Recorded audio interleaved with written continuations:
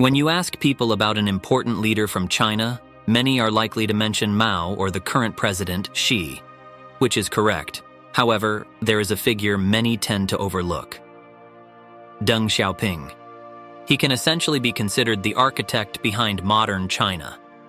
If Mao holds a position akin to George Washington in the United States, then in terms of influence in shaping current China, Deng Xiaoping could be compared to a mix of Benjamin Franklin and Abraham Lincoln.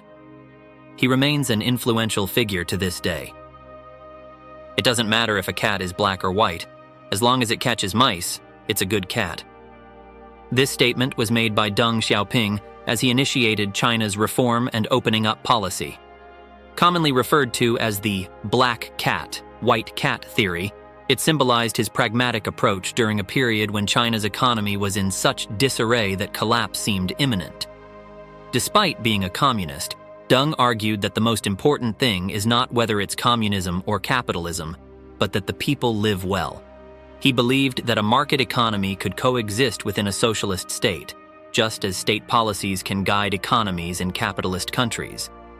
His mantra was that those who can should get rich first. Under Deng's leadership, China's reform and opening up policies propelled the country to become the world's second-largest economy. Despite being one of the most criticized countries globally for various reasons, China has emerged as an undeniable global power, largely thanks to Deng Xiaoping. While China still celebrates Mao Zedong as a national hero and the father of the nation, in my view, the real national hero and father figure is Deng Xiaoping. His pragmatic approach has transformed China into the economic powerhouse it is today, leading some to say that even in death, Deng Xiaoping's influence still governs China. Now, how did Deng Xiaoping create the China of today? Today's video is about the life of Deng Xiaoping. Deng Xiaoping was born on August 22, 1904, in a village in Guang'an, north of present-day Chongqing, and was part of Sichuan province during the Qing dynasty. He was the eldest son in a family considered prestigious, as his grandfather had been a high-ranking official in the Qing dynasty. Deng Xiaoping's name changed several times throughout his life.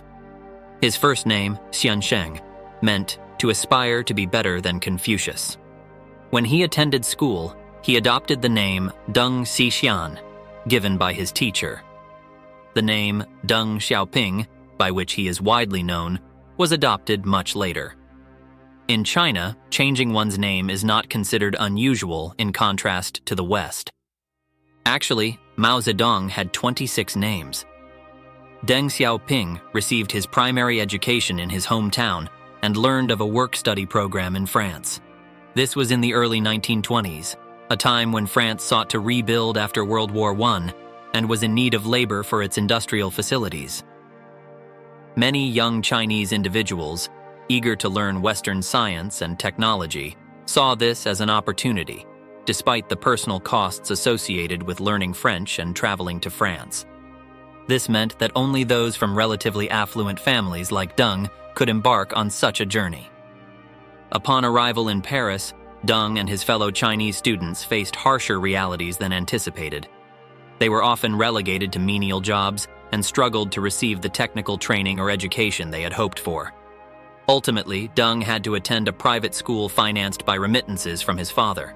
However, given the economic conditions in China at the time, even those funds proved insufficient to cover his tuition fees, leading him to drop out. Deng Xiaoping discontinued his academic pursuits and took on various jobs, including working in industrial sectors, where his time in a capitalist country offered him a first-hand look at how capitalism operated. Although he did not master a specific trade, he absorbed critical insights into the workings of capitalist economies. In his transitions across different roles, Deng encountered Zhou Enlai, who would later become the first premier of the People's Republic of China. Zhou, also in France as part of the work-study program, hailed from a considerably affluent family. An active member of the Chinese Communist Party, Zhou served as a correspondent in Europe for a leftist publication. In their interactions, Zhou imparted knowledge on global affairs and ideological perspectives to Deng, positioning him as an influential figure among the Chinese student community in France. Their engagement in activities related to the Communist Party not only signified a pivotal phase in their political awakenings, but also marked the beginning of lifelong roles in China's future leadership. Contrary to fleeing France due to threats, Deng's departure was part of a broader journey of political and ideological education, eventually leading him to further studies and activities in Moscow. In Moscow, Deng enrolled at Sun Yat-sen University, dedicating himself to the study of political science. What deeply influenced him during this period was not just political theory, but also the observation of economic practices within the Soviet Union. These observations, although rooted in socialist planning, would later inform his pragmatic approach to integrating market mechanisms within China's socialist framework. After nearly 7 years abroad, Deng returned to China in the late 1920s, during a period of significant political upheaval. This era was marked by escalating conflicts between Nationalist Party and the Communist Party of China, which eventually led to civil war. Through Zhou Enlai, Deng was introduced to Mao Zedong and became part of his faction, which was gaining prominence within the Communist Party's multifaceted struggle for leadership. Deng Xiaoping's significant political activities commenced in the early 1930s, with a notable role in the communist resistance against Japan's invasion during the 1930s and 1940s. After Japan's surrender in 1945, marking the end of World War II, China's internal conflict flared up again, eventually leading to the Communist Party's ascension to power. On October 1, 1949, the establishment of the People's Republic of China signified the advent of modern China. Deng ascended the party ranks, becoming deputy premier in 1952, and later taking on roles as finance minister and vice chairman of the National Defense Commission. Despite his ascent, Deng faced political turbulence. Mao Zedong, wary of potential posthumous denunciation akin to Khrushchev's rebuke of Stalin, marginalized him. Deng's promotion of pragmatic economic policies within the communist framework sparked controversy, especially against the backdrop of Mao's catastrophic Great Leap Forward, which led to a famine causing millions of deaths. During this era, Deng began to articulate his philosophy that the measure of a policy's value lies in its effectiveness, irrespective of whether it aligns with capitalist or communist principles. This pragmatic stance, encapsulated in his black cat, white cat theory, though initially met with Mao's disapproval, would later become a cornerstone of China's economic reform and opening up. During the Cultural Revolution, Deng Xiaoping was targeted by propaganda, which was ordered by Mao. This led to his son becoming paralyzed following an attack by the Red Guards. After a period of exile, Deng was recalled by Mao in 1973, as the Cultural Revolution had critically failed, and China was in desperate need of political and economic stabilization.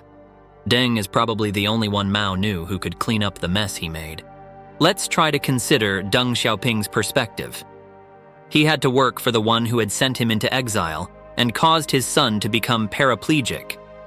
Deep down, he probably harbored desires for revenge. Nevertheless, he continued to fulfill his responsibilities. Mao Zedong, despite bringing Deng back, harbored persistent suspicion towards him, likely stemming from an awareness of the injustices inflicted upon Deng. As Mao aged, his paranoia about being denounced after his death grew. He feared that Deng would criticize the Cultural Revolution and denounce him. Ultimately, Mao, who had once recalled Deng Xiaoping to power, stripped him of all his positions once again. Most people would give up in such times, but Deng Xiaoping waited for his opportunity. Despite facing numerous death threats against him and his family, he waited patiently. Finally, with the death of Mao Zedong, Deng Xiaoping was able to return to the political arena. This also signified that there was no one in China at that time who could match his skills in economics and politics. Even though Mao Zedong had appointed his own successor before his death, Deng, with his unique political acumen and affability, quickly seized power. He might not have been officially the president yet, but he clearly wielded all the power. This marked the beginning of Deng's actions that would shape modern China. Ideally, he might have liked to denounce Mao and tarnish his honor, but he moved smartly. Even then, the Chinese people still respected Mao as the father of their nation. In interviews during his lifetime, Deng made statements that seemed to uphold Mao's authority. However, if you listened closely, you could detect his clever criticisms. A prime example is when he said Mao did more good than harm, but the Cultural Revolution was the biggest mistake Mao made. Deng also quietly removed the direct followers Mao had placed, filling the political sphere with his own allies, which led to the beginning of China's reform and opening up policy.